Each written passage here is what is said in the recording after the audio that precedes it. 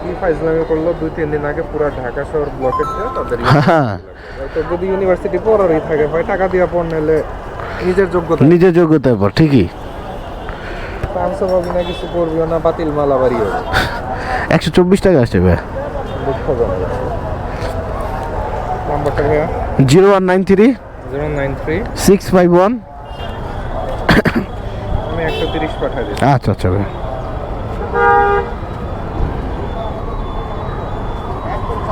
পাইছেন কিনা যায় আচ্ছা ঠিক আছে ভাই, আসসালামু আলাইকুম।